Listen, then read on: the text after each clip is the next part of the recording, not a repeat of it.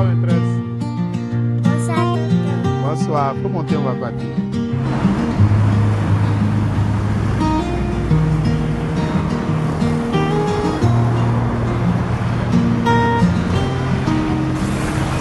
C'est ça, Chauffeur, il y a des carrefour d'après.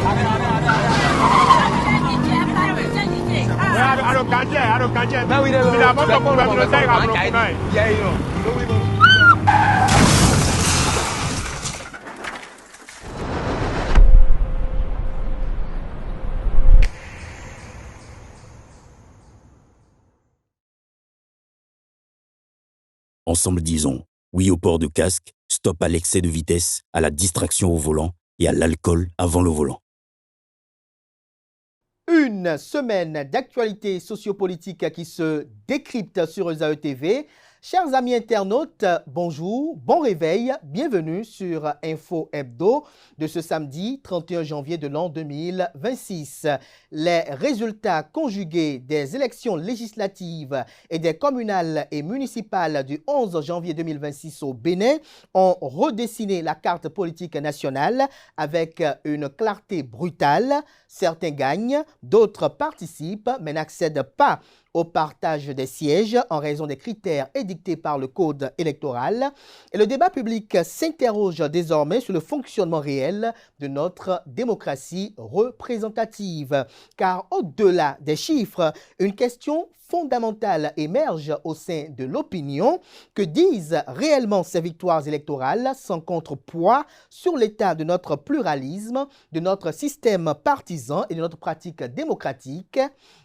Le parti politique Force Cori pour un Bénin émergent FCBE, dans son communiqué, pointe du doigt la rigidité du code électoral et questionne la capacité même des partis à exister dans un cadre normatif jugé trop étroit. Faut-il y voir un dysfonctionnement du dispositif électoral, une incapacité d'adaptation politique, ou plus profondément, un aveu des limites de la réforme du système partisan, pourtant conçu pour assainir le paysage? Mais l'actualité nationale ne peut occulter l'onde de choc régional provoqué par les récentes déclarations du général Tiani, en accusant ouvertement Patrice Talon, Alassane Dramane Ouattara et Emmanuel Macron d'ingérence et de manœuvres hostiles.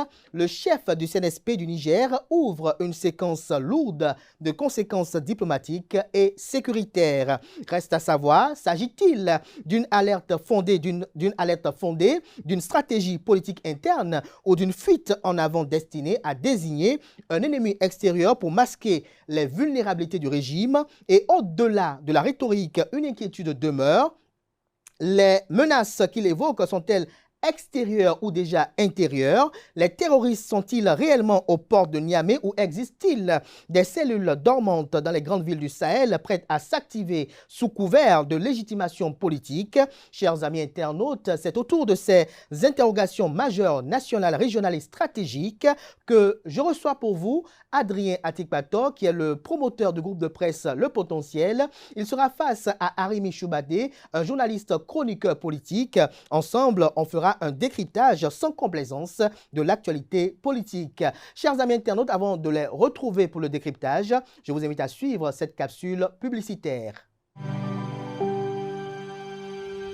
Tu viens d'avoir le bac ou tu veux te reconvertir dans un domaine d'avenir, faire le choix du numérique et rejoindre l'école supérieure d'administration, d'économie, de journalisme et des métiers de l'audiovisuel ESAE. De nouvelles filières sont disponibles dès cette rentrée: informatique et multimédia, informatique industrielle et maintenance, réseau informatique et télécommunications, système informatique et logiciel, sans oublier les filières initiales: administration générale, administration des finances, administration des affaires, sciences juridiques, sciences économiques, sciences de gestion, journalisme et métiers de l'audiovisuel. ESAE est disponible sur 4 sites: Cotonou-Badjourmendé, Cotonou-Akpakpa, Abomey-Calavi et Parakou. Pourquoi choisir l'ESAE? Des formations conçues pour le marché de l'emploi, des enseignants expérimentés et passionnés, des infrastructures modernes avec équipement de pointe, des opportunités de stage et d'emploi garanties. Les inscriptions sont en cours et les places sont limitées. Ne rate pas ta chance, donne vie à tes ambitions avec l'ESAE. Contacte-nous vite par appel ou par WhatsApp au 01 98 98 14 00 ou via email scolarité@esae.bj et visite notre site web www.esae.bj. Ton futur commence maintenant avec l'ESAE. Tu investis dans un avenir professionnel, concret et sécurisé. ESAE, l'excellence à un nom.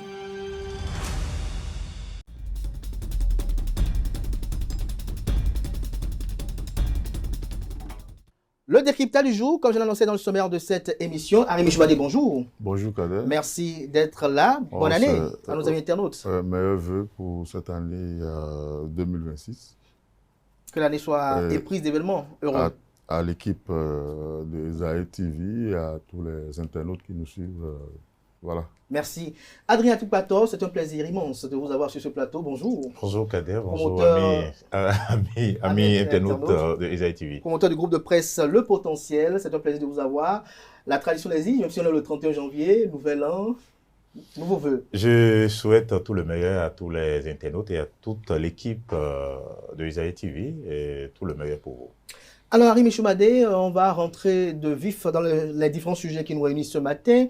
Les élections législatives et communales du 11 janvier dernier. Lorsque vous faites une lecture juxtaposée des différents résultats obtenus, quels enseignements vous pouvez en tirer? Je n'arrive pas à faire de lecture. Si on doit parler de lecture, on risque de revenir sur des choses qu'on a toujours dit ici depuis des années, que tout le monde a dit. Tout le monde a prévu ce qui se passe, ou ce qui s'est passé. Vous voyez, on a le 31, on a voté depuis le 11, c'est-à-dire 20 jours après, c'est toujours l'actualité. Rien que pour les résultats.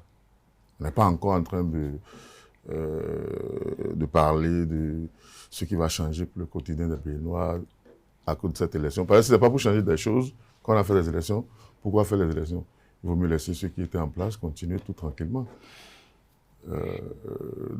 Voilà, donc je crains qu'on ne refasse des débats qu'on avait déjà fait ici sur les dysfonctionnements que la loi a créés. Aujourd'hui, tout le monde, même les vainqueurs, même au sein des vainqueurs, il y a des grincements dedans. Et tout le monde avait prévu ça. La société civile, les partenaires, les partis politiques. Mais on a fait la marche forcée. Normalement, celui que vous devez interroger, c'est le chef de l'État. Puisqu'il a porté la réforme. Il a initié, il a dit qu'il n'y a pas de marche arrière. Il n'a pas porté tout seul. C'est qui l'a porté encore? Donnez-moi un nom. Les parlementaires, ils ont soutenu. Oh non, vous savez, la réforme a été provoquée par le Parlement de type nord-coréen, qu'on disait, et pensait avoir, parce que c'était composé exclusivement de ses partisans. Il est le leader. Et il a estimé que c'est là où on devait aller. Après, on pensait avoir vaincu la fatalité en 2023. Quand il y a eu quelques députés de l'opposition qui sont entrés à l'intérieur, en très faible minorité, mais ils n'ont pas tellement influencé les choses, on a quand même senti que peut-être que c'est une nouvelle ou une renaissance du système démocratique béninois, mais à la lumière de ce qu'on a vu le 11, on est retombé comme si on était avant la conférence nationale. Où c'est le PRPB qui contrôle le Parlement, le gouvernement, qui désigne les membres des institutions et tout. Et on a dit qu'on ira vers le pluralisme. Je crois qu'il faut commencer par sortir le mot pluralisme des analyses. Parce que là, on sait qu'on a fait l'option, qu'on appelle de monolithisme. C'est ce que les réformes ont assumé, le monolithisme. Et ceux qui en bénéficient refusent qu'on trouve même, ne serait qu'une petite brèche pour donner le sentiment aux autres aussi qu'ils sont des citoyens de ce pays et qu'ils participent au débat public. Adrien Tukpator, vous avez suivi à l'instant Arémi Choubadé. Dans son argumentaire, il estime que les réformes politiques qui ont été engagées ont généré le monolithisme. Est-ce que vous partagez cet avis? Quelle est votre lecture sommaire de ces deux scrutins? Je ne partage pas l'avis de mon aîné Arémi Choubadé. En réalité, quand vous prenez par exemple les députés, et depuis toujours, et même moi je lisais des analyses, j'éprouvais beaucoup du plaisir à lire mon aîné dans le journal Le Nokwe, il y a très longtemps, qui dénonçait déjà le fait que des partis politiques soient créés dans des cabines entre guillemets, dans des cabines, et puis n'importe qui se lève, il se réclame déjà chef de parti politique. Et on ne peut pas continuer par vivre ainsi parce que nous sommes en démocratie. Un député qui est élu selon la Constitution, même de 1990, le député représente toute la nation entière, toute la nation. Et le code électoral dit, et moi, c'est bizarre, les gens peuvent me trouver, parce que je ne suis peut-être pas politique, là, peuvent me trouver de bizarre, c'est que le même député qui porte le titre de député au plan national, ça veut dire qu'un député élu à Cotonou peut intervenir pour une situation à Malanville, à Karimama et partout.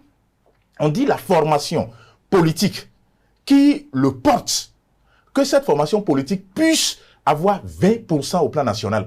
Est-ce que, entre nous ici, s'il y a 100 personnes quelque part, et que vous n'arrivez pas à représenter 20 personnes ne vous portent pas, vous avez peut-être la légalité, mais il y a un problème de légitimité qui se pose. Donc moi, j'ai toujours dit, mais j'ai toujours dénoncé le fait qu'un député élu quelque part avec peut-être 10 000 ou 12 000 voix représente 14 millions de Béninois. Et on dit cette fois-ci, il faut au moins que pour l'électorat national, vous représentez au moins 20%.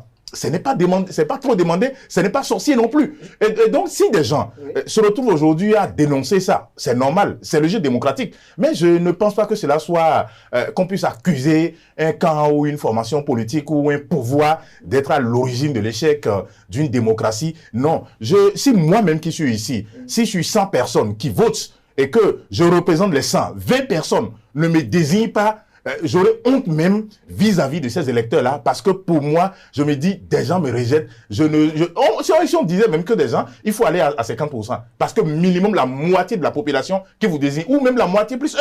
Justement, Adrien Tikpator, merci pour la sincérité de votre argumentaire qui rappelle que le taux exigé, c'est 20%, puisque lorsqu'on vous exige 20% dans chacune des circonscriptions électorales, c'est en réalité 20% au plan national. Mais lorsqu'on a un peu éprouvé ces textes et lois, et qu'on voit que même 5% est assez éprouvant. On a vu des partis politiques qui sont revendiqués être nationaux, avoir organisé des activités nationales. On sait qu'ils sont éparpillés à travers le pays, mais ils ont du mal à trouver 5%. Est-ce que vous ne pensez pas que la barre de 20% est excessive? Est-ce que vous ne pensez pas qu'elle est en déphasage avec nos pratiques électorales et démocratiques? Je ne pense pas du tout. Pourquoi on demande d'avoir des formations politiques puissantes? C'est pour s'assurer que la formation politique est représentée dans tous les arrondissements, les 546 arrondissements, dans tous les villages du pays. C'est de s'assurer. Mais si vous êtes une formation politique et que vous n'arrivez pas à être présent dans un arrondissement, ça pose un problème. Si vous n'êtes pas présent dans tous les villages, ça pose un problème. Alors que vous réclamez le titre d'une formation politique d'envergure nationale, alors que votre base en réalité couvre peut-être 1 ou 2 arrondissements, ça pose un problème. Donc, pour moi, je soutiens entièrement. Et même, il faut qu'on corse un peu. Qui d'entre nous, bien sûr, qui d'entre nous ici, si vous le permettez, moi je suis un homme politique, mais qui d'entre nous ici n'a pas dénoncé par le passé le fait que au Bénin ou au ministère de l'Intérieur, qu'il y ait plus de 1000 formations politiques. Et ces formations politiques, leur base, pour la plupart, il y a certains qui sont des villages. Moi, je me rappelle, en 2010, il y a un ministre qui a créé une formation politique et qui m'a appelé pour me dire, bon, je souhaite que tu me représentes dans le Zoué, les collines. J'ai dit, mais moi, j'irai faire quoi là-bas? Moi, je ne suis pas un homme politique. Je ne peux pas vous représenter parce qu'il a créé une formation politique, il n'a personne là-bas. Et parce que dans son village, pas même dans sa commune, dans son village, tout le monde l'appelait déjà monsieur le ministre. Il pense qu'il peut créer quelque chose pour continuer à faire du chantage avec. Donc, il faut qu'on mette fin à ça. Donc, pour moi, les 20% ne sont pas à discuter. Si, sur 100 personnes, vous n'avez pas 20 personnes pour vous représenter, la légalité y est, mais la légitimité pose problème. Et on ne peut pas continuer par traîner cet art. Quelqu'un qui représente toute la nation, et sur 100 personnes, il n'est pas désigné par 20, ça pose un problème. Il faut les mettre de côté pour évoluer. Et ce n'est pas ce que nous voyons fait ailleurs avec les Occidentaux qu'on va forcément continuer. Il faut adapter notre contexte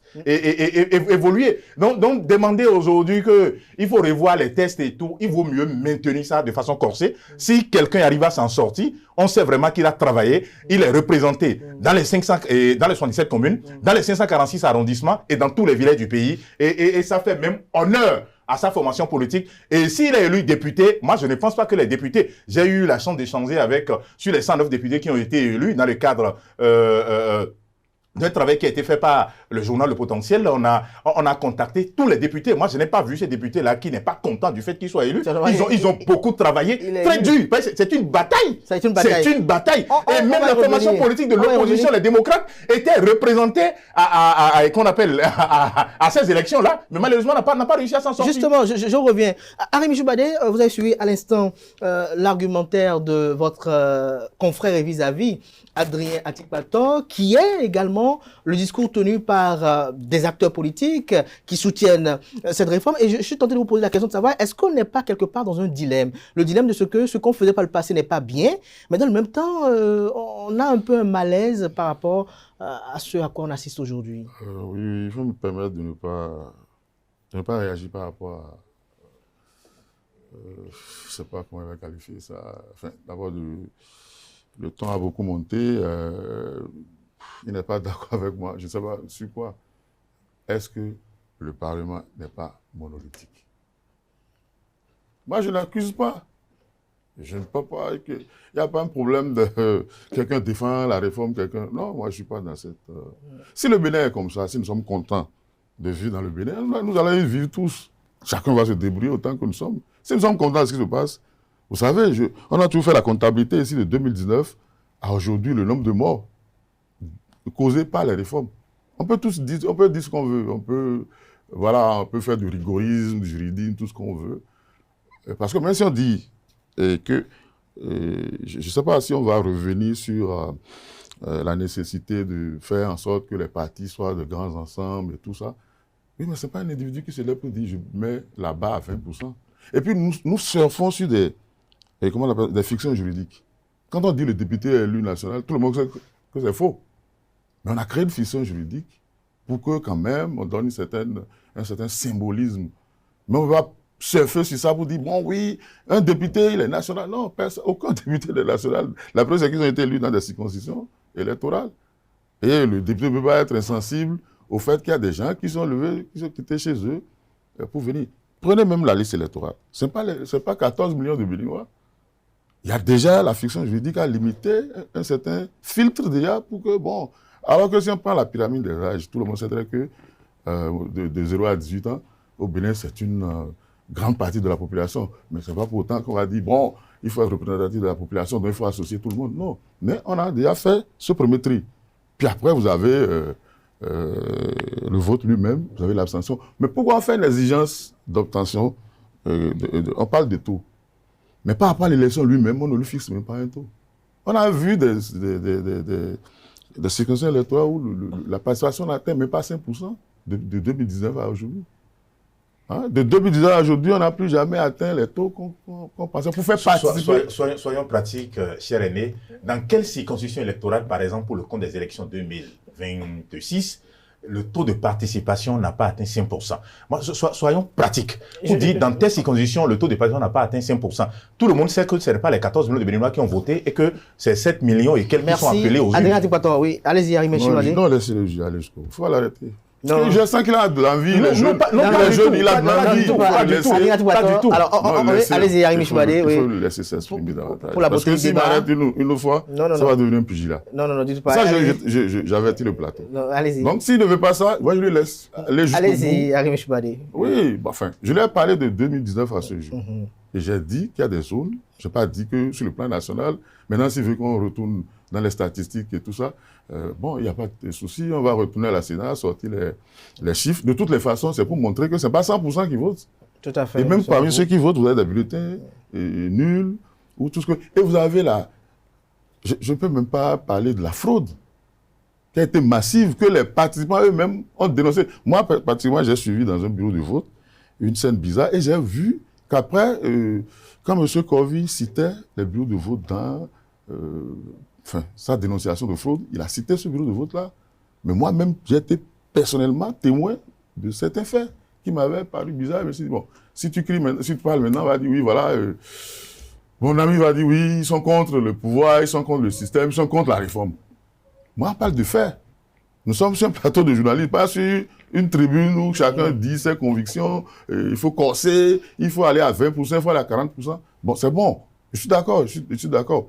Mais aujourd'hui, est-ce que la façon dont ça se passe, si nous sommes contents comme ça, Mais c'est pour tout le monde, ça va. Nous sommes tous comptables de ce qui se passe.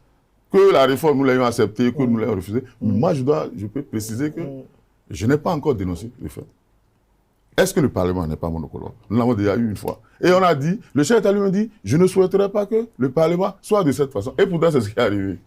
Justement, on va y revenir dans un instant. Ma question actuelle à Adrien Tikpato, c'est de savoir, vous qui estimez que la représentativité doit être de mise, est-ce que pour les élections locales et communales, est-ce qu'il était nécessaire de fixer un seuil de représentativité au plan national?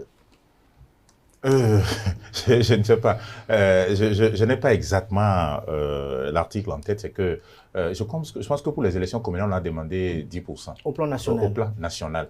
Est-ce que c'était nécessaire?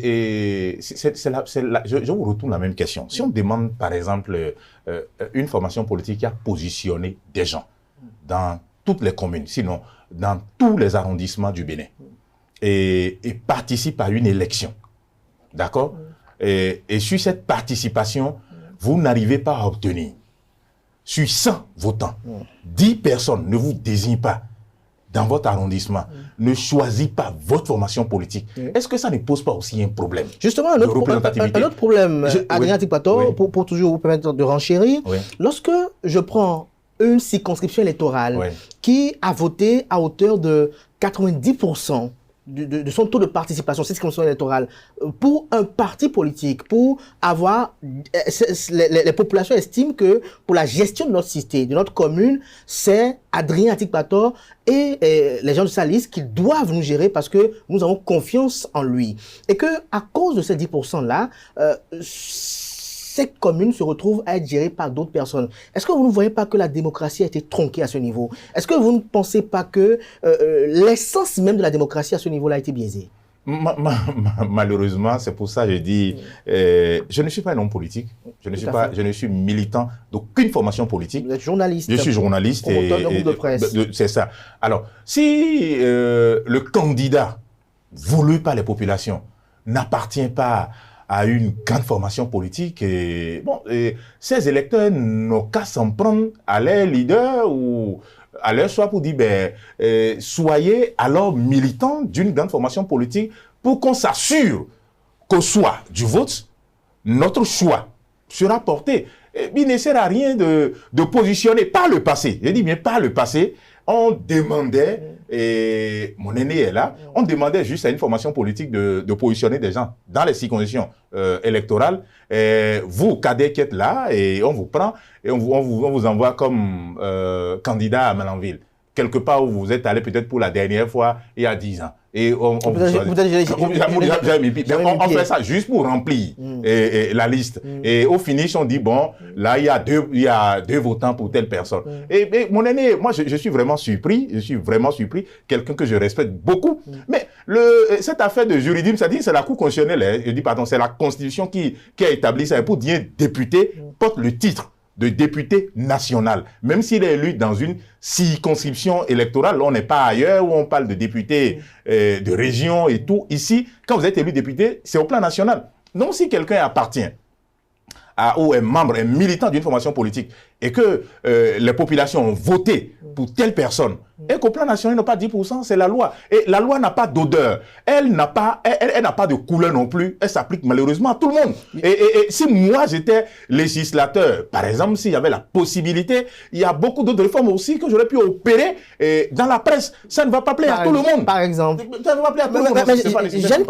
J'ai une question à vous. Oui. Lorsque vous comprenez un peu que les électeurs doivent s'en prendre à leur leader, mais est-ce que vous pensez que tous ceux qui ont été positionnés dans le cadre de ces élections législatives et communales, est-ce que les têtes de liste étaient véritablement méritantes?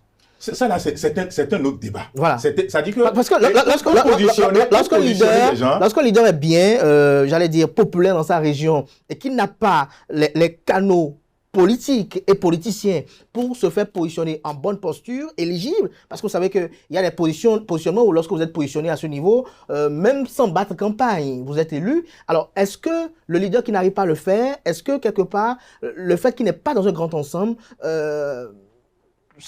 c'est pas tronqué. Malheureusement, je ne suis pas dans le secret des formations politiques. Je ne sais pas sur quelle base des gens ont été positionnés, que ce soit aux élections législatives comme aux élections communales. Mais si des partis politiques ont réussi à positionner des gens qui n'ont pas obtenu le taux de participation ou le taux de vote qu'il faut, c'est des leçons. Dans 7 ans, ces formations politiques vont tirer des conclusions et savoir désormais qui positionner les la place tests de qui. sont modifiables. Ouais. Arimi Choubadé, vous avez dit, vous l'avez tout le temps dénoncé, Parlement que vous qualifiez en griffe de type nord-coréen. Mais mon interrogation, votre endroit, c'est de savoir, lorsqu'un Parlement est composé à 100% de la même obédience politique, ils sont deux, mais ils se réclament soutenant les actions du gouvernement actuel. Ils sont 109 Béninois députés. Est-ce que vous avez des raisons de craindre des activités politiques qui seront contre le pays? D'abord, je ne sais même pas à quoi ce Parlement va servir. Voter des lois contre l'action du gouvernement. Vous savez très bien qu'on a créé une institution aujourd'hui qui donne des directives par rapport au vote du loi. Ça dit que l'Assemblée nationale n'a plus... on va faire comme mon ami le dit, ils vont voter. Mais il y a une institution qui est capable de dire... Vous parlez du Sénat. Tout à fait, qui est capable de dire... Mais sur les lois politiques. Et puis, je ne sais même pas quelle est la logique qui a soutenu toute l'organisation, de ce qui s'est passé. Hein? On a même éliminé des listes avant de les soumettre aux électeurs. Ça dit qu'il y a des gens au Bénin ici, là, qui sont au-dessus des électeurs. Parce que la loi a dit.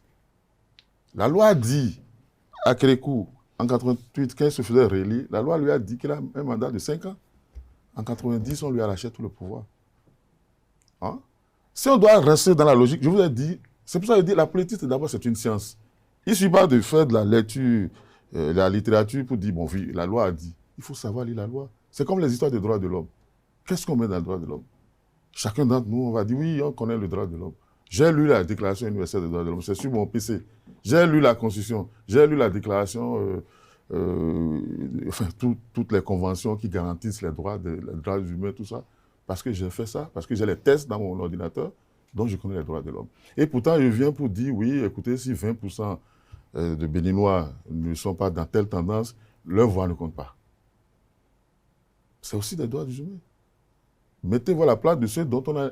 Vous l'avez rappelé tout à l'heure, vous avez demandé à mon ami, enfin je ne peux pas dire mon ami, c'est mon frère.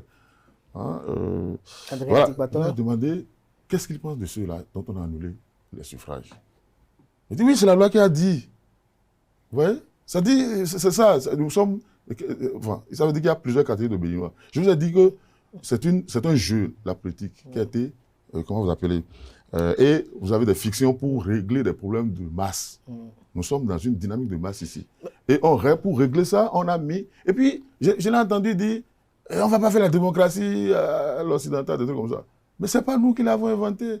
Nous, notre référence, c'est l'époque des Béazins. Après, quand ils ont été défaits, tout ce que nous sommes en train de faire aujourd'hui, c'est ce que nous avons copié chez les autres. Maintenant, si nous ne pouvons pas tirer le meilleur qui fait que eux, depuis des siècles, ils sont aussi soudés, ils sont aussi solides. Si nous ne pouvons pas les copier, que nous, à chaque 10 ans, on modifie tout, on chamboule tout. Hein? Vous avez vu, depuis 2016, là, on passe de... Et on ne sait même pas à quel niveau les réformes ont été muées. Je dis, une réforme, et sans doctrine, ça dit s'ils n'ont pas passé tout à la réflexion, c'est une humeur, c'est l'humeur de quelqu'un. Comme lui, ses humeurs, il les exprime.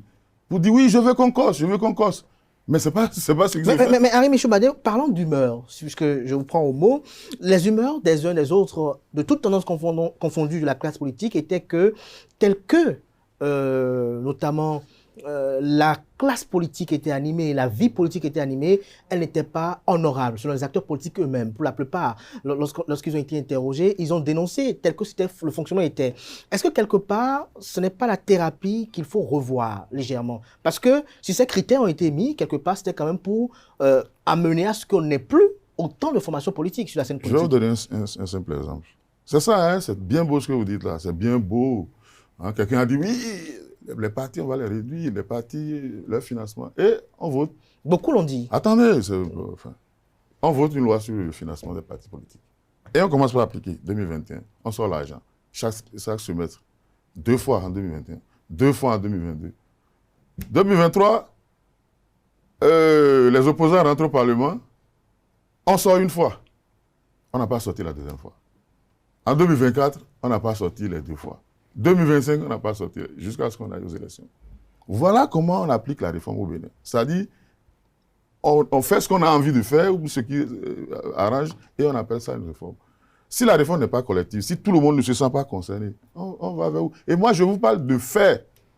Hein? Et puis, quand on veut discipliner la politique, partout, même en France, c'est sur le financement public. Et d'ailleurs, le financement public remplace carrément tous les financements. Est-ce qu'on ne sera pas les mêmes encore lorsque des acteurs politiques seront mis au banc des accusés pour mauvaise gestion des fonds publics, dire qu'il y a des sorcières qu'on est en train de chasser? Oui, ce que je vous dis, c'est pas trop compliqué. Hein. Je prends par exemple la Sénat. Je ne parle pas pas du Sénat. De la Sénat, la Commission électorale nationale autonome. L'esprit de la Sénat, par exemple, c'était une réforme majeure en 1995 pour éviter que le ministère de l'Intérieur, qui est déjà un appendice du pouvoir, n'organise pas les élections et que tout le monde se retrouve dedans. Et donc, c'était un organe ad hoc. Hein? Dès qu'il y a élection, je vous rappelle qu'il y a élection 1995, il y a élection 1996, mais ce n'est pas la même Sénat.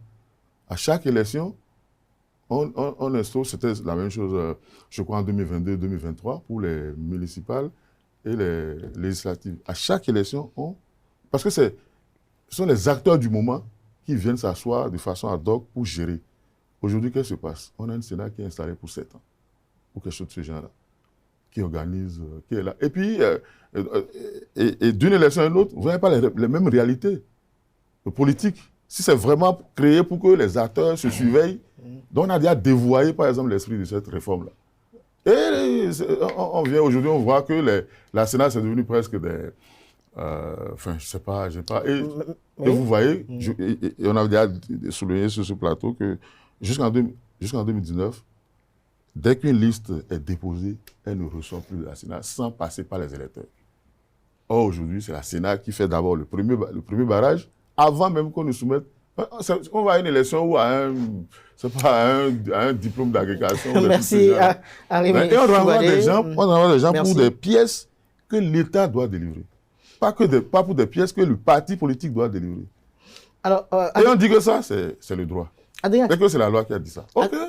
Adrien Atikpato, vous avez suivi à l'instant Arimé Choubadé. Qu'est-ce que vous avez à nous dire sur le financement public des partis politiques? Avant d'aller sur la question des financements, je pense que mon aîné a dit des choses pour me lancer des griffures. Je vais essayer de répondre très rapidement à ça.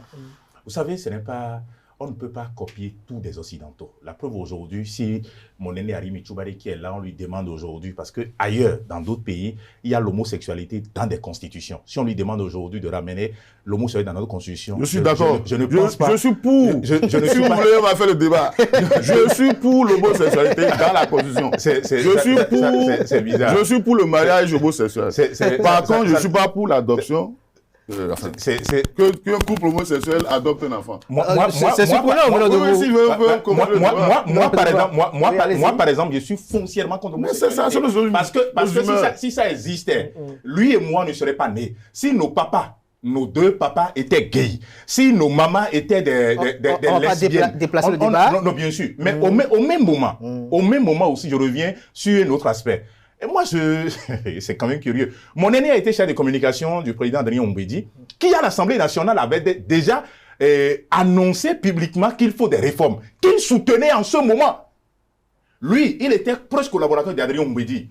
Et même quand on dit que ceux qui ont voté pour des gens, il a été ou même très bien proche du président Soglo. Quand le président Soglo perdait le pouvoir en 96. Je n'ai jamais voté Soglo. Non, en 96. Je viens en 80. Mais vous êtes proche de lui quand même. Vous êtes proche de lui. En 96 et en 2001. Mais ceux qui ont voté pour lui vont dire quoi? Il a perdu.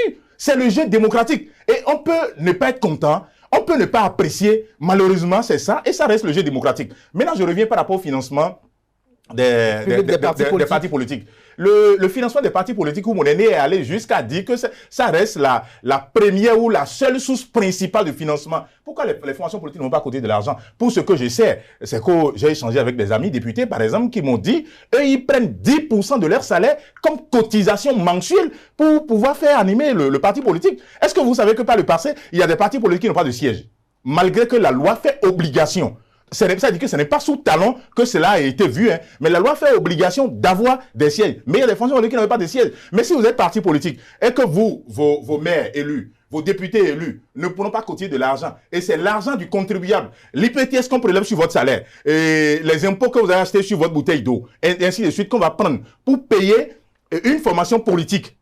Alors que ça dit que le salaire, déjà, et ils prennent déjà le salaire du contribuable. Parce que c'est sur la base de nos impôts, là, on paie déjà le salaire. Il faut prendre encore la ligne de l'argent pour payer ces formations politiques. Personnellement, par exemple, je n'étais pas pour qu'on utilise l'argent public pour financer les formations politiques. C'est une formation, ça dit que si on décide de le faire, ça dit que vous et moi, autant que nous sommes là, chacun peut créer son parti politique espérant bénéficier de, je ne sais pas, de financement public. Mais pour moi, je n'apprécie pas ça. La loi fait obligation, elle prescrit le financement public des partis politiques. Vous avez dit tout à l'heure que... Moi, je n'apprécie pas ça, mais ça devient une loi. Oui. Et justement, puis pourquoi cette loi, certaines dispositions sont appliquées et pas celles du financement public des partis politiques lorsque l'on sait que la politique, dans notre contexte au Bénin, sans argent, elle est comme un cheval enrhumé.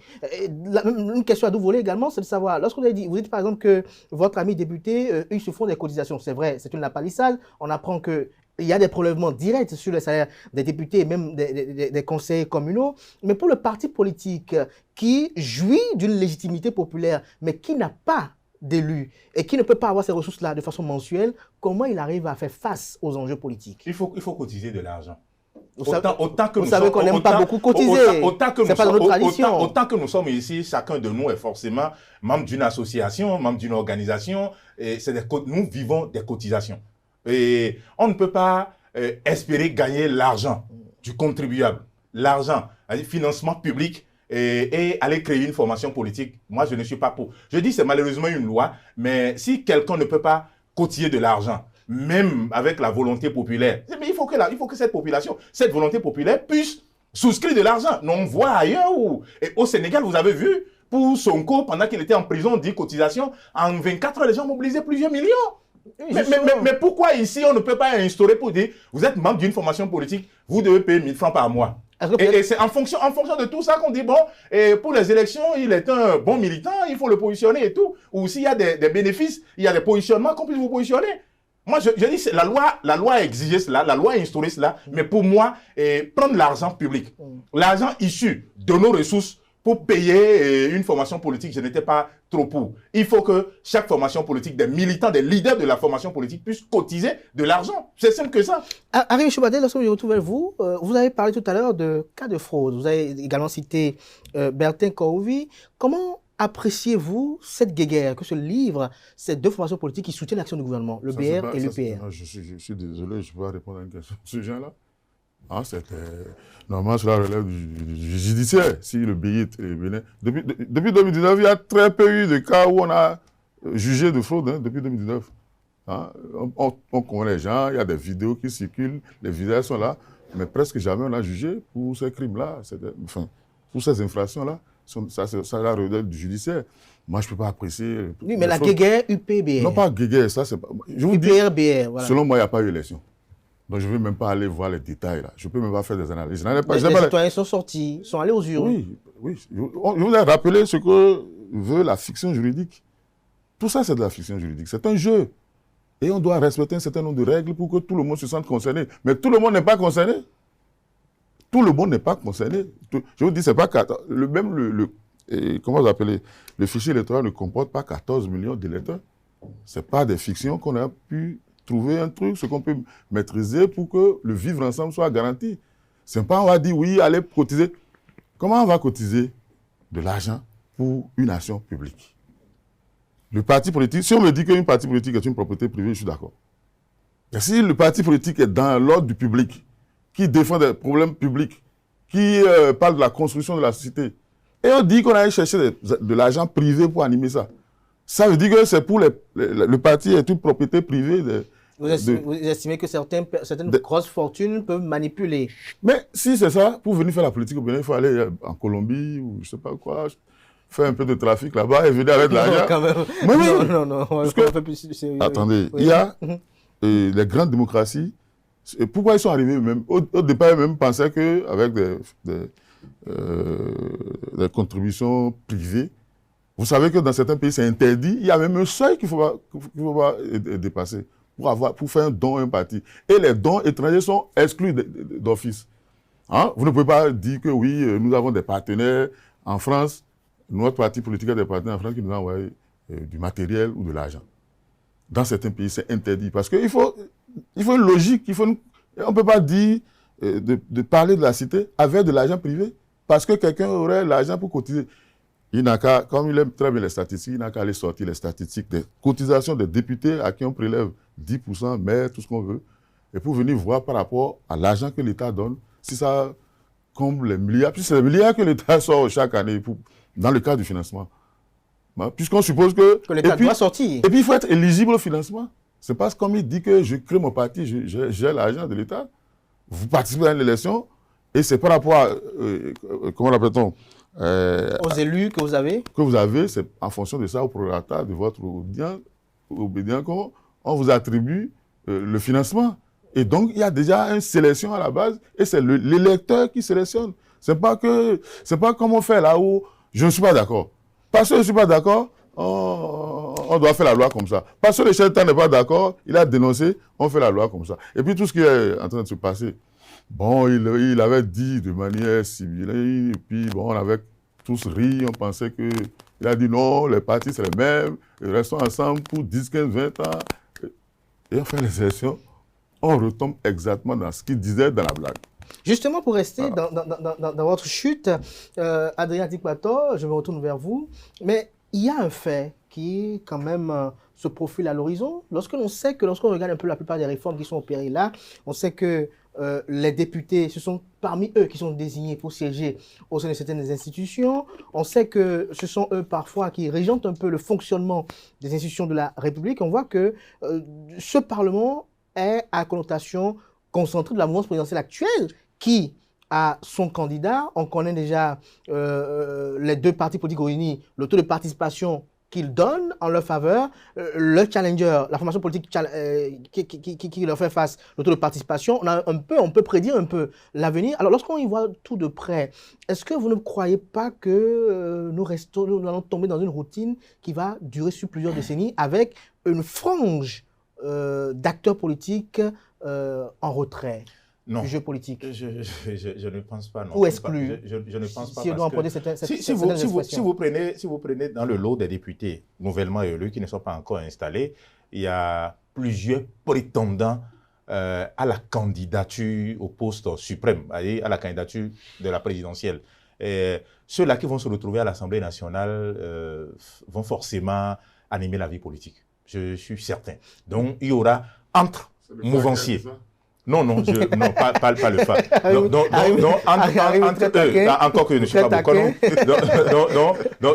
Entre eux, ils ne vont pas s'entendre au niveau de la mouvance présidentielle.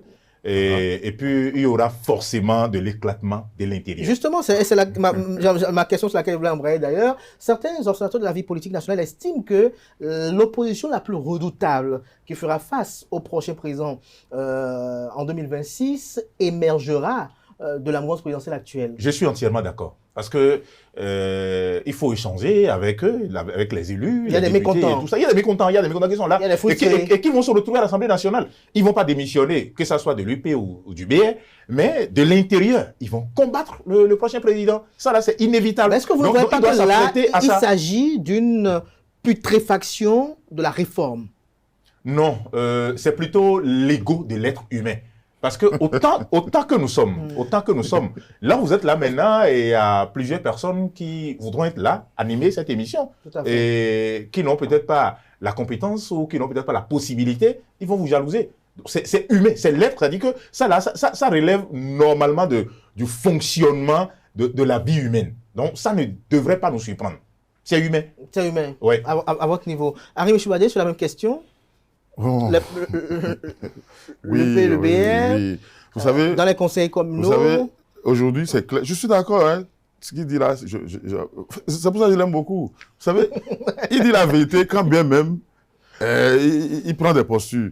Hein. La posture est souvent différente de son développement. Parce que le développement, elle est vraie, réelle. Parce qu'on la poursuit, c'est oui, j'aime moi. Et là, vous parlez d'humeur. Ce qui est humain, c'est l'humeur. Et c'est pour ça qu'il y a les lois qui créent l'universalité. Mais lui-même voit que l'humeur a pris le dessus sur l'universalité. Ce qui devait réunir tout le monde est différent de ce que chacun individuellement. Et on ne veut pas tenir compte de chaque individu. On a dit le vivre ensemble. C'est ça la loi. C'est-à-dire on tient compte de toi, de lui, etc., etc. Et on fait la loi et chacun s'y retrouve.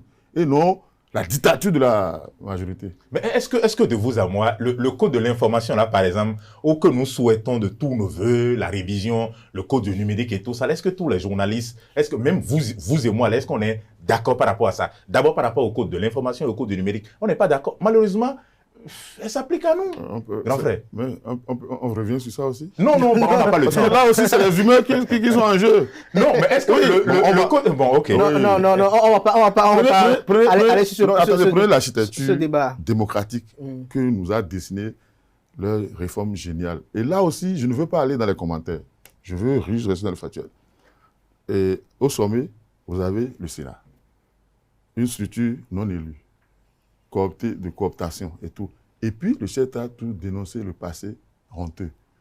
Et le Sénat est la matérialisation de ce passé honteux. Et c'est mais tous ceux qui sont là, c'est ceux qui ont fait le passé honteux, non? Non, du tout pas. C'est qui alors? Le passé honteux dont il parlait, c'était les pratiques.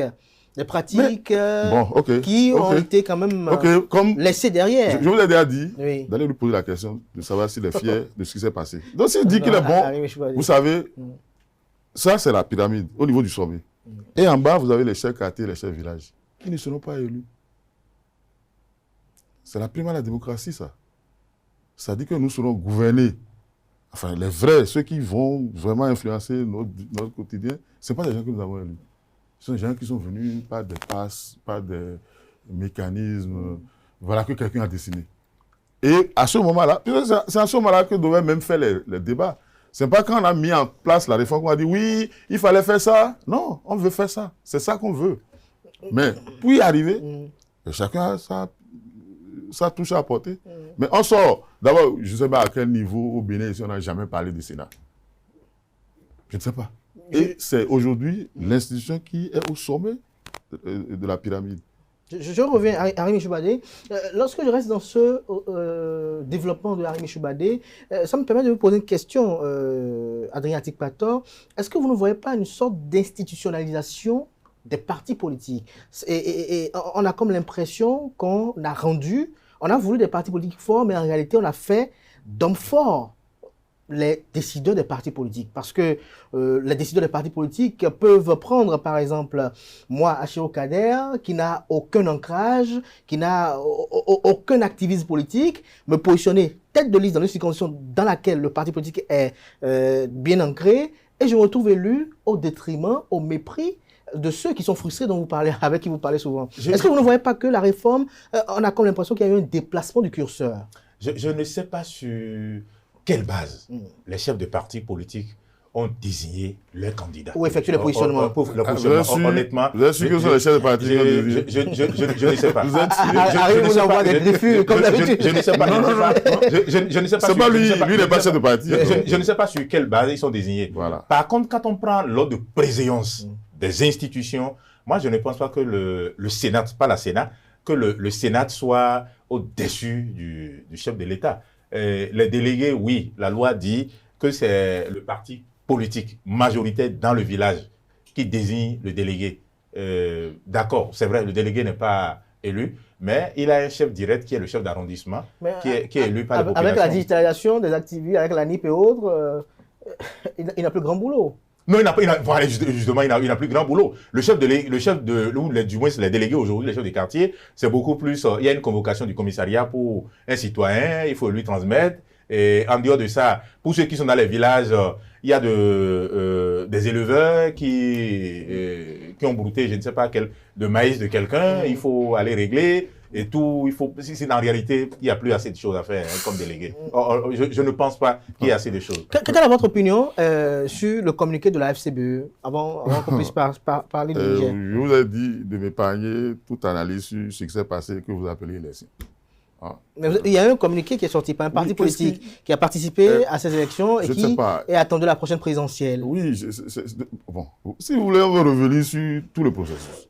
Ce qui va nous, voilà. Donc moi, je ne peux pas analyser des phénomènes qui découlent d'un dysfonctionnement majeur. Vous avez vu, le Sécu, même moi qui vis à Cotonou, je connais son importance. Quand quelqu'un n'a pas mangé chez lui, là, même s'il ne trouve pas de solution, là, la première personne... Ça, c'est le quotidien des Béninois, ça, le Sécu et les chefs de village.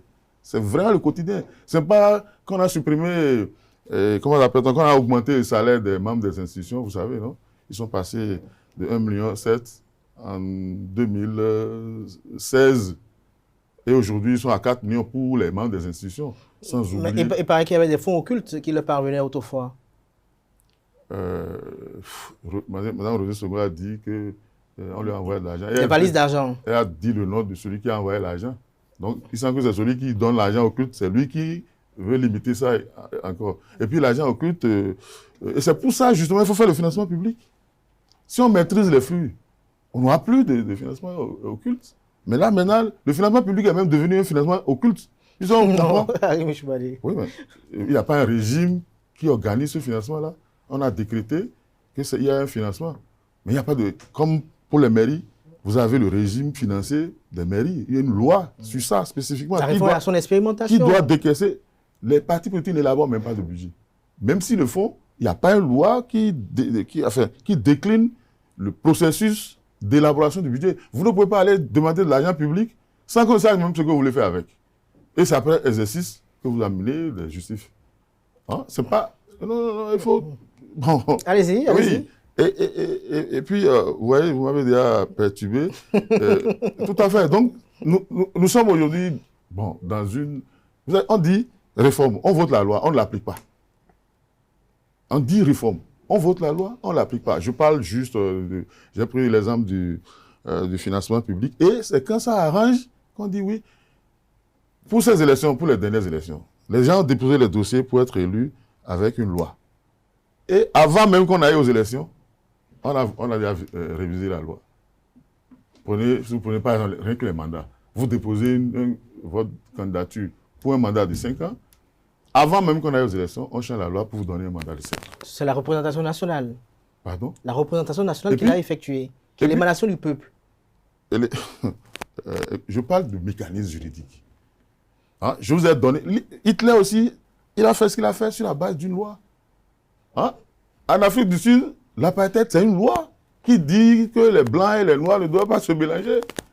Et on a vu le résultat. Maintenant, si à chaque fois qu'on parle ici, on dit oui, avant d'aller à la loi, on se voit d'abord. C'était ça le principe.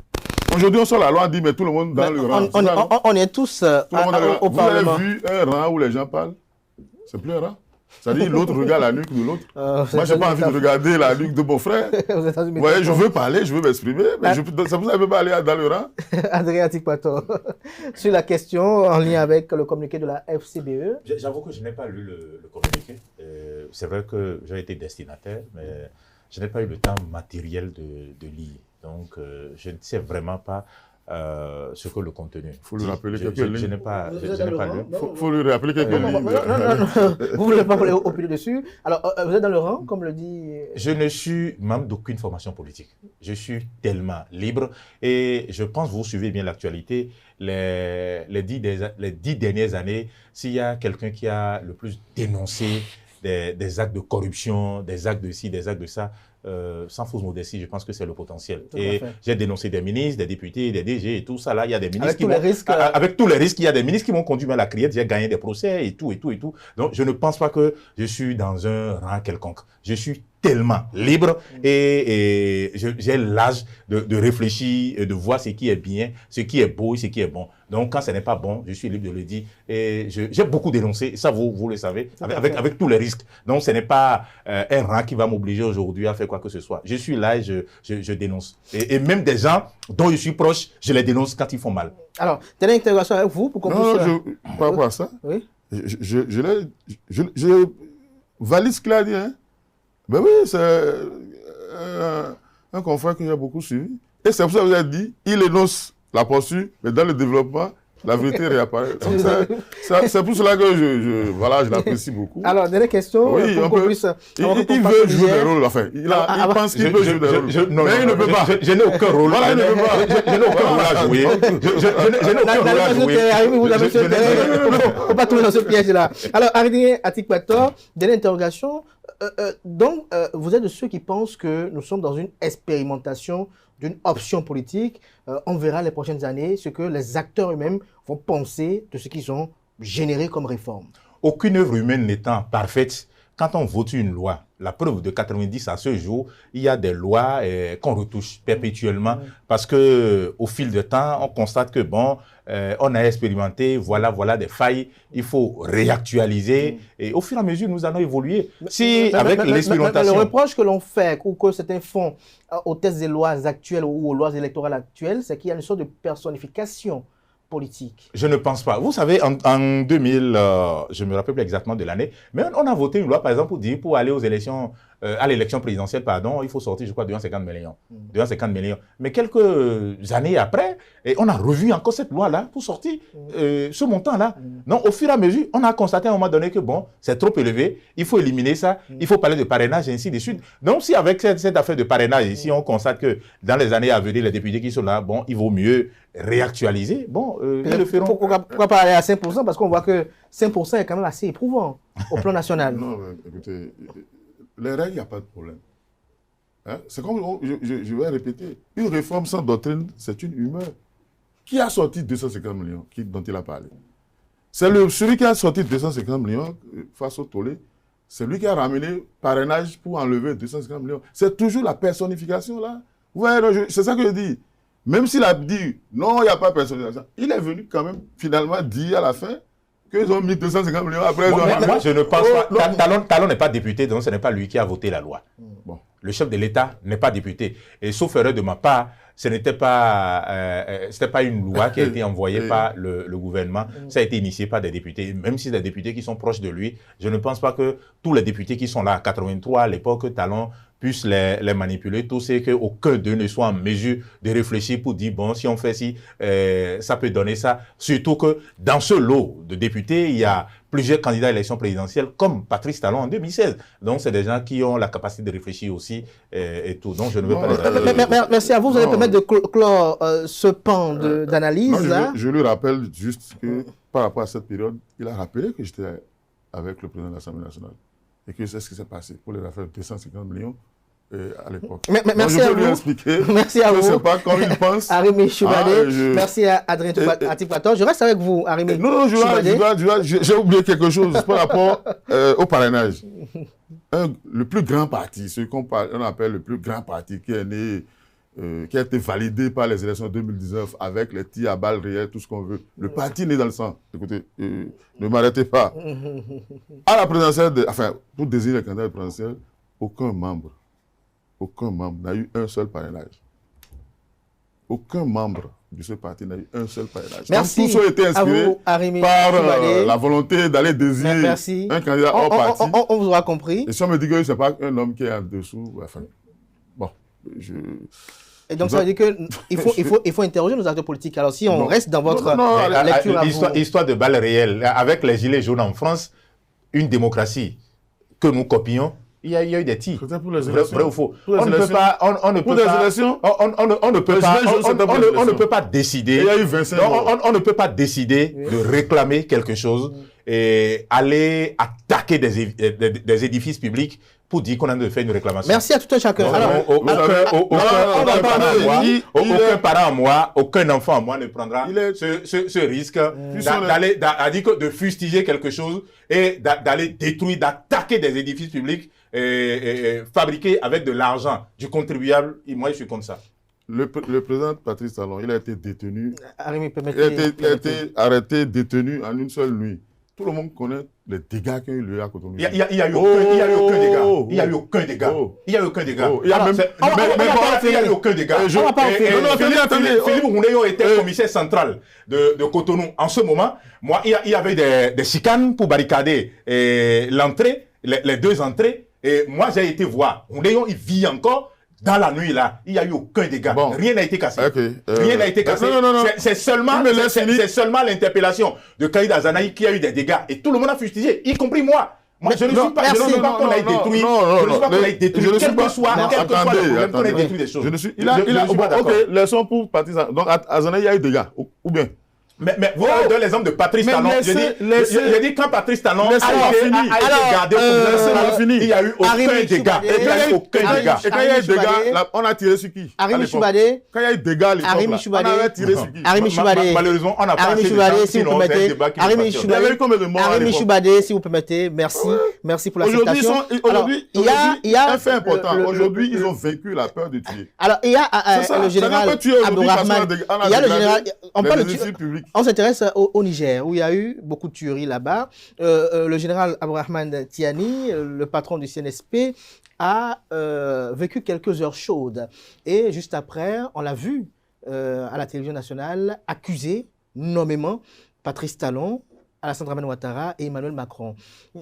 Lorsque l'on sait un peu le contexte des relations diplomatiques qu'entretiennent le Bénin et le Niger, avec ces accusations-là, pour vous, qu'est-ce que cela révèle? Non, ça va au-delà du Niger et du Bénin. On a parlé de Macron, on a parlé de Ouattara. Donc ce sont des choses qui doivent être réglées par la diplomatie. Hein? On va pas me dire que... Puisque ce que j'ai su, il y aura la paix un jour entre les deux États, entre le Bénin et le Niger, puisqu'on ne peut pas déplacer le Niger parce que le Bénin ne veut pas de lui, on ne peut pas déplacer le Bénin parce que le Niger ne veut pas de lui. On va finir par régler ça. Alors, je me pose une question. Est-ce à dire que nos acteurs d'aujourd'hui ne sont pas capables de régler le problème?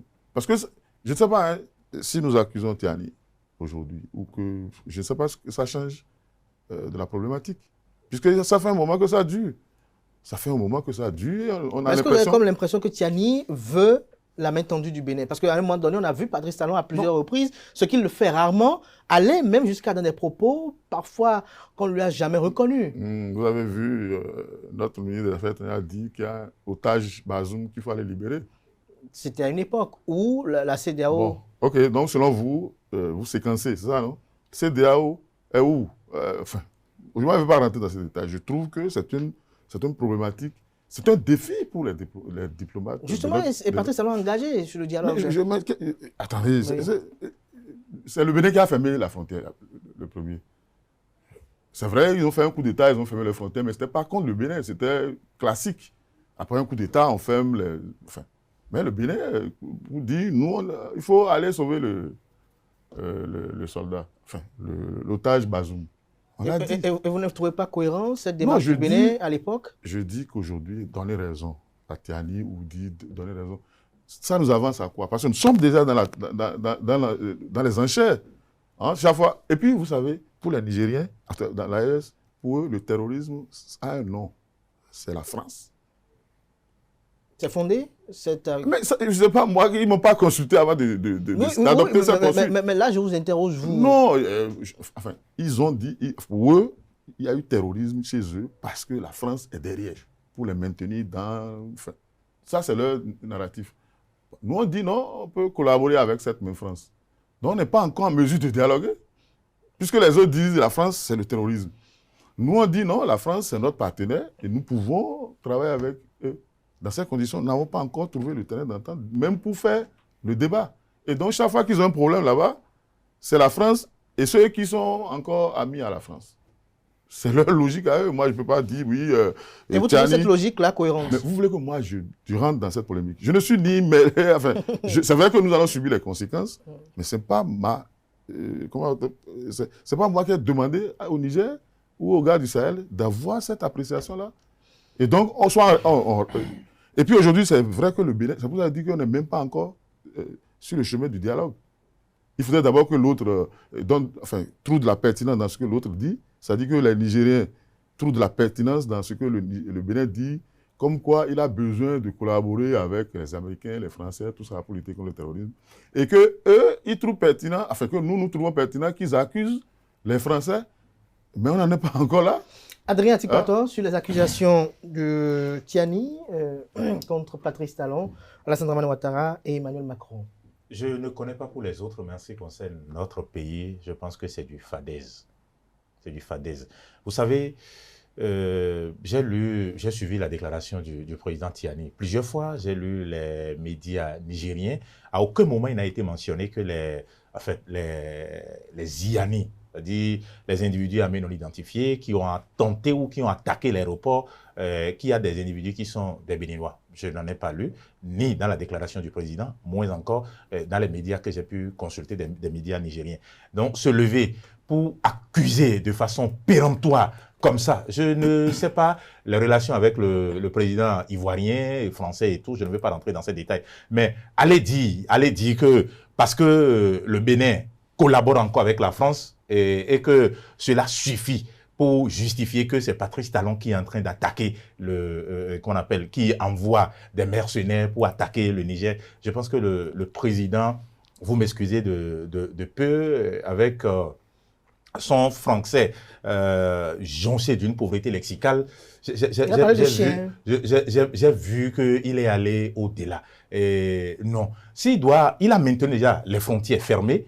Et on a vu avec le Nigeria ici, et au début de Talon, où la frontière était fermée, Talon a fait des négociations avec le président de l'époque, ça n'a pas prospéré, il a laissé, on n'est pas mort. Le Bénin a continué d'exister, et puis on n'a aucun problème. Donc si lui, le Bénin a fermé dans un premier temps les frontières, et comme l'avait dit, Patrice Talon s'est levé un jour pour dire, bon, écoute, cela relève du passé, passons un coup de chiffon pour aller, mais l'autre dit, non, parce que vous continuez pas collaborer avec les Français, nous, on ne peut pas ouvrir nos frontières et vous, le Bénin n'inspire plus confiance. Ce n'est pas parce que vous avez un ennemi qui est mon ami que je deviens d'office et de facto votre ennemi. Et si le Niger a des problèmes avec la France et ne veut plus des Français, ce n'est pas une raison de facto pour demander au Bénin, pour dire désormais, au nom de la bonne cohabitation, il faut d'abord chasser les Français avant que nous, on accepte de collaborer avec vous. Je ne suis pas diplomate, mais il y a des choses qui ne suivent pas la logique. Et se lever comme ça, quand un chef d'État, et ce n'est pas pour la première fois, c'est pas pour la deuxième fois, qu'un chef d'État se lève à parler comme il le fait là, honnêtement, ça ne fait pas honneur à son pays. Et s'il y a des problèmes à l'intérieur, il faut qu'il cherche à les régler. Moi, je n'ai pas vu le chef de l'État béninois se lever, et bien qu'il s'exprime très très bien par ailleurs, se lever comme ça pour accuser les autorités nigériennes de quoi que ce soit ici. Nous-mêmes, est-ce qu'on n'est pas attaqué par des terroristes au Bénin ici? Il y a 48 heures seulement, il y a un commissaire de Kalali qui a été attaqué. Est-ce que nous-mêmes, autant que nous sommes ici, nous n'avons pas des problèmes? Moi, j'ai suivi, je crois, il y a la semaine dernière, il y a des Nigériens qui pistaient, qui essayaient de piller notre chef d'État, qui ont été interpellés par la police béninoise. Mais est-ce que notre président a fait des déclarations pour dire, bon, voilà, j'accuse le Niger d'être à l'origine d'un coup d'État et tout ça? Moi, je pense que le président du Niger, il est en train d'aller très loin. Et quand on est chef d'État, c'est aussi la responsabilité, il faut savoir parler. Et comme l'a dit un homme d'État que je fréquente, qui dit, on ne dit pas tout partout et à tout le monde, sinon on ne vous donnera plus l'occasion de tout entendre. Il va très loin. Je vais vous poser une question en lien avec le développement de Arimi Choubadé, qui quand même a beaucoup de pertinence. Il dit que pour eux, le terrorisme provient des Français. Ce sont les Français qui activent, ou j'allais dire, nourrissent les terroristes. Je pense que... Ou les armes. Non, au Bénin, ou bien en Afrique, ici, nous ne fabriquons pas des armes, surtout des types que les terroristes utilisent. Moi, je ne pense même pas que ce soit seulement les Français, mais cette affaire de terrorisme, j'ai lu beaucoup de documents où les Occidentaux sont accusés. D'accord. Mais est-ce que si les Occidentaux sont accusés, est-ce que c'est une raison? Est-ce que ce sont les Blancs qui attaquent? Oui, non, pas les Blancs. Mais les nôtres pensent que les armes qu'on envoie, ce n'est pas des armes qui sont achetées par les États, donc c'est des armes qui proviennent de quelque part. Et ces armes, on forme les nôtres, ou du moins les Noirs, les Africains, au maniement de ces armes-là pour attaquer leurs propres frères. Et les gens accusent beaucoup les Occidentaux. Je dis, on les accuse. Bon, maintenant, est-ce que c'est une raison? Parce qu'on accuse les Occidentaux et que le Bénin travaille avec les Occidentaux, il y a la France qui est ici, il y a la Russie qui est ici, il y a la France et tout ça là, qu'on va penser que... Les États-Unis, voilà, les Américains, qu'on va penser que de facto, parce que le Bénin collabore avec ces pays, il faut forcément... Non, je ne pense pas. Et c'est pour ça que je disais que tout à l'heure que c'est une fadaise, le fait de se lever et d'accuser. Ici, est-ce que le Bénin, moi je me rappelle, un peu avant que Tiani n'arrive au pouvoir, il y a eu une tentative de coup d'État par le passé, et je crois un lieutenant ou un capitaine a fui pour venir ici. Le Bénin, au nom de la bonne cohabitation, a arrêté ceux-là qu'il a envoyés au Niger. Donc, on a toujours bien vécu ensemble. De bonnes relations. Mais si le chef de l'État dit, au nom de la CEDEAO, dit, bon, il y a un coup d'État, on va rétablir Bazoum. C'est normal. Nous, là, et mon grand frère Arim et moi, même si aujourd'hui, autant que nous sommes un journaliste qu'on met des bévues et qu'il est arrêté, la première des choses que nous disons, écoutons, il faut qu'on aille défendre le journaliste qui est arrêté, qui est gardé au commissariat. Nous luttons pour que ce journaliste puisse avoir la liberté. Et entre nous, maintenant, on dit, bon, écoute, tu sais, tu as gaffé, tu ne devais pas faire ça, tu ne devais pas faire ça. Donc, un chef d'État, membre de la CEDEAO, qui a eu des problèmes, la première réaction des autres chefs d'État, il dit, bon, on ira le défendre. Mais après ça, notre ministre des Affaires étrangères a parlé pour dire, bon, tout ce qui s'est passé là, oublions ça, on va coopérer avec le Niger. Le président de la République même est venu à plusieurs reprises pour dire, bon, tout ce qui s'est passé là, oublions ça, on va travailler ensemble. Mais les autres disent non, parce que la France est avec vous, nous on ne peut pas travailler avec vous. Ça pose vraiment un problème. On ne peut pas imposer au Bénin un pays légitime. On ne peut pas imposer au Bénin les types de collaborateurs ou de partenaires qu'il doit avoir. On ne peut pas. Arim Choubadé, ma question à votre endroit, c'est un post que j'ai lu qui me fait même sourire. Il y a quelqu'un qui dit qu'il est surpris de n'avoir pas entendu Tiani peut-être prononcer le nom de Donald Trump aussi impliqué, puisqu'il parle d'Emmanuel Macron. Et dans le même temps, lui finit pour dire que c'est le conflit entre la Russie et la France qui se mène par procuration en Afrique. Tout à fait. Tout à fait, on a vu les Ukrainiens revendiquer des attaques dans le Sahel. Et il y a les Russes qui sont du côté de l'AES. Ça, c'est du factuel.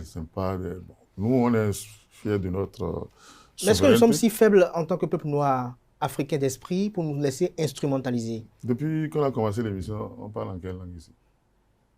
Vous voyez comment vous êtes habillés, nous sommes très bien habillés par des tissus qu'on a fabriqués là-bas. Donc, cette aliénation culturelle, elle est là. On ne peut pas nier ça. Hein? On ne peut pas dire, oui, que c'est parce que, bon, on veut tirer les... Non, c'est des réalités qui sont là et qui font que... donc, le peuple noir a ce problème-là, c'est réel, parce que, bon, on continue d'utiliser le CFA, qui n'est pas notre monnaie. Et tout le monde sait très bien tout le débat qu'il y a autour de cette affaire-là. C'est vrai que tout le continent n'utilise pas le CFA, mais c'est des réalités qui sont là, qu'on ne peut pas accuser. Nous avons la capacité de dire, nous collaborons avec les Français, avec les Américains. Eux aussi, on ne doit pas leur dénier le droit de dire, nous ne voulons pas d'eux. Et dès lors que nous sommes avec eux, on ne peut pas être avec eux en même temps. Et si vous dire que le chef d'État dit non, mettons la balle à terre, ou que le ministre, eux ne fonctionnent pas sur la base de ces opinions-là qui sont... Vous ne craignez pas des représailles? Mais je vous dis, si on n'arrive pas, si la diplomatie, même les Ukrainiens, les Russes, ont des mécanismes de communication ou de collaboration sur certaines matières. Hein? Ils font la guerre, ils se tuent, tout ce qu'on sait, machin. Et des fois, même avant de lancer la bombe, on avertit pour dire, écoutez, bon, nous, on veut faire l'opération, machin, pour qu'on mette les gens dans les abris souterrains et tout ça, pour que, bon, comme c'est du matériel qu'on veut détruire, ça se limite à ça. Par contre, sur le terrain, les soldats, ils se tirent dessus, ça, on comprend. Donc, nous-mêmes, la preuve, c'est que malgré nos différends, il y a un projet de pétrole qui circule du Niger vers Semekoji, non? Ça dit qu'il y a des mécanismes par lesquels on peut passer. On a vu nos anciens chefs d'État, Nicéphore Soglo et Yaïboudi, aller rencontrer Tiani. On avait eu un peu d'espoir à l'époque, pensant que, bon, les choses vont rentrer dans le droit chemin. Je vous dis, même si aujourd'hui, nous ne sommes pas capables de réaliser cette réconciliation, les générations qui vont venir vont faire. Si c'est nous qui sommes incapables, je parle des Nigériens de Benoît, de s'entendre aujourd'hui, demain, nos enfants vont le faire. Ça, là, il n'y a pas de problème. Donc, c'est le travail de la diplomatie, de trouver des mécanismes où, malgré nos différends, on peut préserver l'essentiel. Parce que, bon, quand on ne commence pas à se lancer des accusations de ce genre, tu as intenté à la stabilité de mon régime, je vais attenter, puisque lui-même, il a dit que, le président Tiani, je crois, il a dit que, bon, ils vont aussi répliquer ou des trucs comme ça. Nous sommes dans une rhétorique de violence, je ne sais pas, d'attaque réciproque, de vendetta, enfin, il faut arrêter ça, il faut trouver le mécanisme d'arrêter ça. Et ce n'est pas en disant que tel a tort, tel a raison. Parce qu'il faut d'abord respecter l'adversaire. Si vous ne le respectez pas, il ne vous écoute même pas. Merci à vous, Arimi Choubadé, Adrien Tikpator, excusez-moi, pour conclure, le bout du tunnel sera pour quand? Seul Dieu le sait, parce que c'est difficile pour nous, les hommes, de savoir à quand la fin de cette guerre qui dure depuis, je dirais, plusieurs années déjà. Ça va être très difficile. Seul Dieu peut vraiment décider de quand cette guerre prendra fin. Une guerre de puissance par procuration en Afrique, c'est ça? Je ne pense pas que ça soit une guerre de puissance par procuration, en tout cas en ce qui concerne le Bénin. Je ne dis pas que je suis très informé, mais je ne pense pas que nous puissions accepter... le Bénin puisse accepter d'envoyer des gens aller attaquer le Niger. Peut-être que le Bénin ne fait rien, mais on veut le provoquer, peut-être. Bon, si on nous provoque, bon, on sera obligé aussi de réagir proportionnellement à la provocation. Merci à vous, Adrien Tikpator, pour ce moment d'échange. Merci à Arimi Choubadé. Je rappelle qu'Adrien Tikpator est le promoteur du groupe de presse Le Potentiel. Arimi Choubadé, chroniqueur, analyste politique, journaliste également. Merci à tout un chacun. C'était Info Hebdo de ce samedi. Merci pour l'attention. Portez-vous bien. Et belle suite au programme sur EZAE TV. On se retrouve tout à l'heure pour Free Week.